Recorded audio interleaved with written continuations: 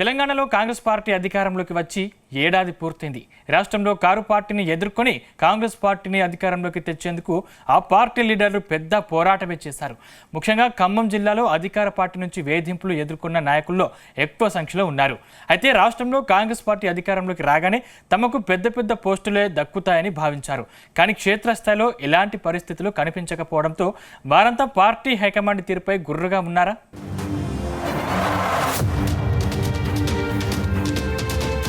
తెలంగాణలో కాంగ్రెస్ పార్టీ ఏడాది పాలనను పూర్తి చేసుకుంది. దాంతో రాష్ట్ర వ్యాప్తంగా విజయోత్సవ సభలు నిర్వహిస్తోంది.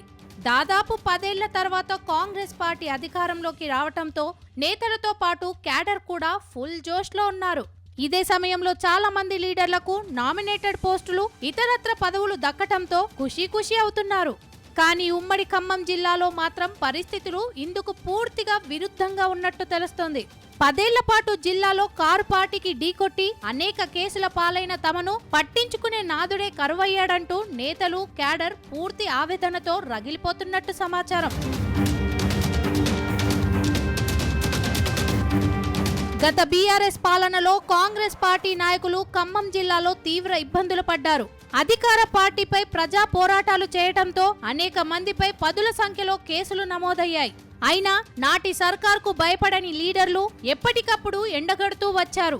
అలాగే పలు నియోజకవర్గాల్లో ఎన్నికల బరిలో నిలిచిన అభ్యర్థులకు అండగా నిలబడి ఓటర్లలో చైతన్యం నింపారు. దాంతో గత అసెంబ్లీ ఎన్నికల్లో ఉమ్మడి ఖమ్మం జిల్లాలో కాంగ్రెస్ పార్టీ 10 సీట్లకు గాను 9 చోట్ల సంచలన విజయాలు నమోదు చేసింది. అటు కారు పార్టీలో అవమానాలు పడిన నేతలుగా గుర్తింపు పొందిన అప్పటి మాజీ ఎంపీ పొంగులేటి శ్రీనివాసరెడ్డి, తుమ్మల నాగేశ్వరరావు కాంగ్రెస్ పార్టీలో చేరి క్యాడర్కు మరింత బలాన్నిచ్చారు. ఎట్టకేలకు రాష్ట్రంలో కాంగ్రెస్ పార్టీ అధికారంలోకి వచ్చేందుకు వీళ్ల కృషిని నేతలు గుర్తించారు. కానీ వీరిలో కొందరికి మాత్రం ఇప్పటి వరకు ఏ పదవులు రాకపోవడంతో తెగ పరేషాన్ అవుతున్నట్టు తెలుస్తోంది.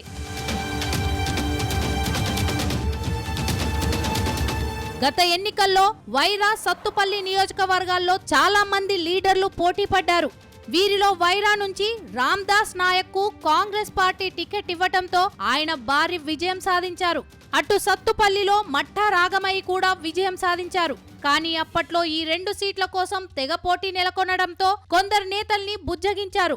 రాష్ట్రంలో కాంగ్రెస్ పార్టీ అధికారంలోకి రాగానే నామినేటెడ్ పోస్టులు కట్టబెడతామని హామీ ఇచ్చారు. అయితే కాంగ్రెస్ నేతలు ఊహించినట్టుగానే కాంగ్రెస్ పార్టీ అధికారంలోకి రావటంతో తమకు పదవులు వచ్చినట్టేనని ఆశపడ్డారు. కానీ ప్రస్తుతం ఖమ్మం జిల్లాలో ఇలాంటి పరిస్థితులేమీ కనిపించడం లేదట. సర్కార్ ఏర్పడి ఏడాది పూర్తవుతున్నా నామినేటెడ్ పోస్టులు దక్కకపోవడంతో తీవ్ర అసహనంతో ఉన్నట్టు తెలుస్తోంది. ఇదే విషయమై జిల్లా మంత్రుల దృష్టికి తీసుకెళ్తున్నా వారి నుంచి సరైన హామీ రావటం లేదట.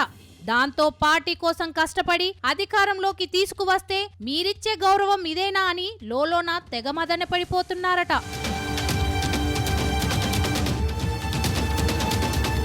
ప్రస్తుతం ఖమ్మం జిల్లాలో SUDA chairman, market committee chairman తో పాటు ఇతరత్ర పోస్టులు ఉన్నాయి. వాటి కోసం చాలా మంది లీడర్లు పోటీ పడుతున్నారు.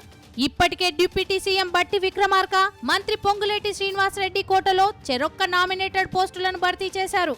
ఇంకా అనేక మంది నేతలు నామినేటెడ్ పోస్టులపై ఎంతో ఆశగా ఎదురు చూస్తున్నట్టు తెలుస్తోంది. ఇదిలా ఉంటే రాష్ట్రంలో 1-2 నెలల్లో పంచాయతీ ఎన్నికలు రాబోతున్నాయి. ఆలోపు నామినేటెడ్ పోస్టులు భర్తీ చేస్తే పార్టీకి మరింత లాభం జరుగుతుందని కొందరు నేతలతో, మంత్రులతో చెప్పినట్టు సమాచారం. ఇదే సమయంలో వలస నేతలకు మాత్రం పోస్టులు ఇవ్వొద్దని చెప్పారట. మరికొందరు నేతలు మాత్రం నామినేటెడ్ పోస్టులు భర్తీ చేయక అటు స్థానిక సంస్థల్లో పోటీ చేసే ఛాన్స్ వస్తుందో లేదో అని తలలు పట్టుకుంటున్నట్టు సమాచారం.